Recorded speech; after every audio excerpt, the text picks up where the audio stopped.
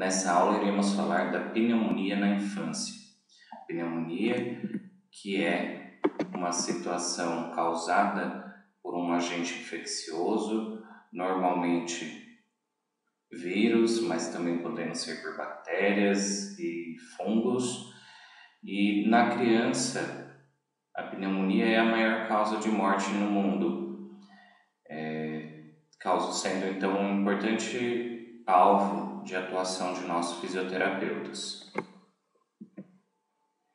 Então, a pneumonia pode ser causada por vírus, que a maior parte delas são causadas por vírus, o vírus sincicial respiratório, influenza, são alguns exemplos. As bactérias também podem causar pneumonia e os fungos, em menor proporção, também são causadores de pneumonia nas crianças. E o que acontece frente a uma infecção? Normalmente os patógenos, os vírus, as bactérias, elas ficam retidas nas vias aéreas superiores, nos mecanismos de filtração, defesa por muco ciliar, Então, essas barreiras fazem com que os patógenos não cheguem às vias aéreas inferiores e aos alvéolos. Mas, no caso de um paciente em que ocorre do patógeno chegar e conseguir infectar as áreas mais inferiores do pulmão, a gente pode ter uma pneumonia. Então, o patógeno invade o alvéolo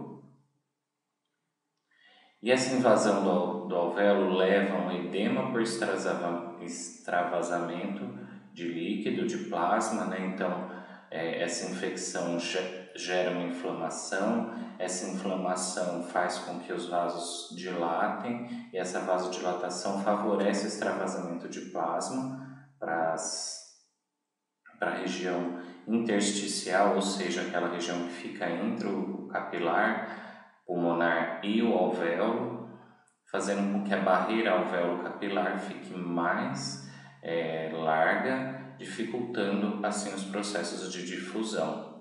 A gente, então, acontece também a diminuição da ventilação alveolar por esse extravasamento de plasma, e a própria inflamação faz com que haja diminuição da complacência daquele local, daquela região, com consolidação pulmonar, diminui a ventilação, e aí ao diminuir a gente tem shunt, ou seja, passagem de sangue em algumas áreas do pulmão que não são ventiladas, então não participando da troca. Isso leva ao shunt direito e esquerdo, ou seja, uma quantidade, um volume de sangue que não é oxigenado, que vai para a circulação sistêmica, gerando hipoxemia sistêmica.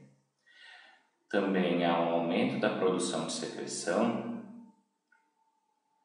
e, como já foi falado, o distúrbio de difusão, principalmente levando a hipoxemia, porque o oxigênio ele é menos solúvel em água. Então, devido ao edema intersticial, acontece esse distúrbio de difusão. Todos esses aspectos levam à hipoxemia. Quando há aumento da secreção, a tosse produtiva, mas ela pode ser só seca, devido à irritação da parede alveolar e dos brônquios, no caso de uma pneumonia, e aí os sintomas mais comuns como febre e outros menos comuns como a dor torácica. Os diagnósticos comuns fisioterapêuticos no caso de uma pneumonia da infância são a consolidação alveolar e a hipoventilação focal, ou seja, um pedaço, uma parte do pulmão que por causa daquela infecção aumentou o seu peso, a sua densidade devido ao extravasamento de líquido, então consolidação, e isso faz com que diminua a ventilação focalmente naquele local. E aí, para ter certeza que isso está acontecendo, eu posso gerar ausculta pulmonar, eu posso gerar, avaliando, né, a ausculta pulmonar por meio da diminuição dos sons pulmonares ou a presença de estertores. Nós avaliamos principalmente pela radiografia de tórax, com a presença de infiltrados, com a presença de opacificação, ou seja, imagens hipotransparentes, o mesmo na tomografia de tórax, e é possível também fazer percussão naquele local e tentar perceber maciez. Se durante a percussão eu percebo uma percussão mais maciça, a possibilidade de que aquele local tenha o processo de consolidação alveolar. A gente também apresenta a hipoxemia, a dependência do O2, que pode ser um SpO2 abaixo de 92% nos pacientes, nas crianças. A saturação periférica normal, mas com dependência de oxigenoterapia. Também é uma forma de a gente perceber a presença de hipoxemia e a dependência do O2. Nos casos dos pacientes que têm hipersecreção, isso pode ser avaliado para ver se existe ou não hipersecreção, avaliando a tosse da criança, se ela tem uma tosse produtiva ou não, a ausculta pulmonar com sibilos inspiratórios, estertores, roncos, ou até mesmo a diminuição importante dos sons pulmonares normais pode ser uma indicação de secreção. A hipomobilidade na criança, então o fato dela estar doente, ela está apresentando letargia e às vezes o aumento de medicação, tudo isso faz com que a criança se movimente menos, e isso é um problema para a criança, para o desenvolvimento da criança, e aí a gente precisa atuar frente a isso. E nos casos da pneumonia ser mais grave, pode acontecer insuficiência respiratória aguda, né? E isso pode ser identificado no exame físico, avaliando a frequência respiratória, com presença de taquipneia e o uso de músculos acessórios da respiração. A queda da saturação periférica de oxigênio, uma vez que geralmente as pneumonias cursam em insuficiência respiratória aguda do tipo 1, que é hipoxêmica, ela pode gerar sim do tipo 2, mas nos casos muito graves, e a dispneia intensa. Os objetivos terapêuticos nessa situação, a gente quer reexpandir o pulmão que está consolidado com hipoventilação, isso pode ser feito em curto prazo. A hipoxemia também a gente quer manter a oxigenação adequada para a vida, isso também em curto prazo. A hipersecreção, a gente favorece a higiene brônquica também em curto prazo.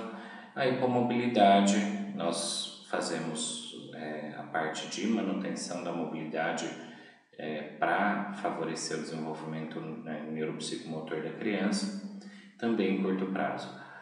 E a insuficiência respiratória aguda, a ideia é manter os gases arteriais dentro do aceitável para a manutenção da vida, então um prazo de curto a médio prazo.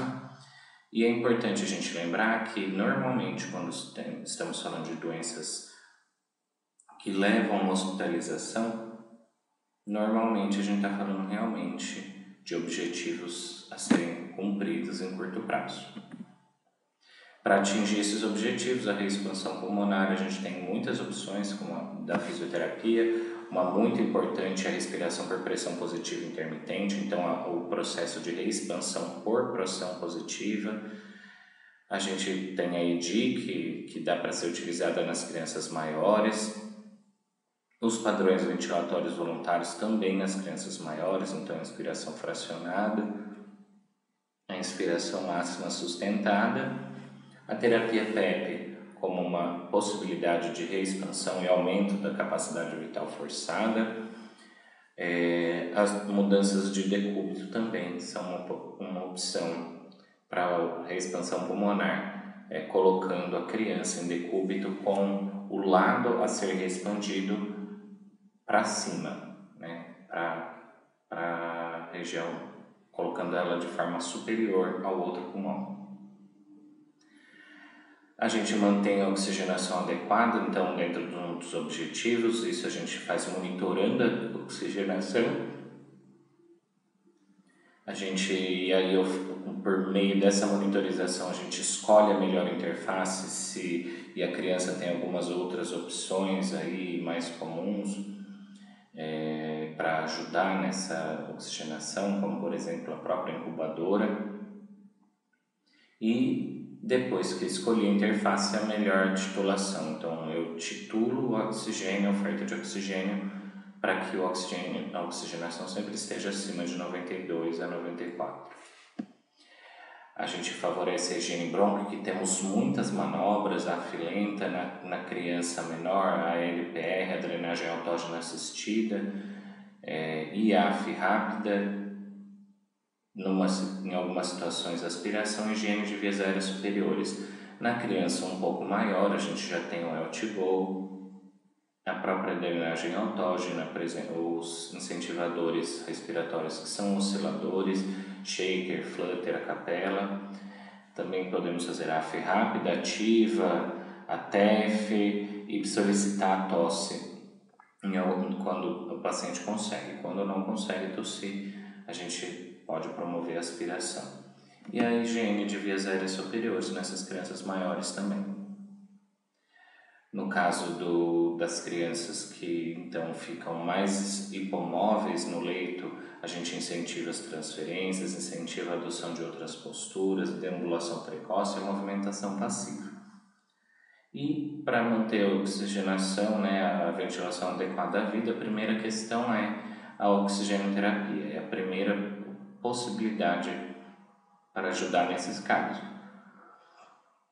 Mas precisamos lembrar que também podem ser utilizadas a ventilação mecânica invasiva e a não invasiva, uma vez que estamos falando de doenças hipoxêmicas, existem algumas situações que podem ser utilizadas e algumas que não podem ser utilizadas a ventilação mecânica não invasiva.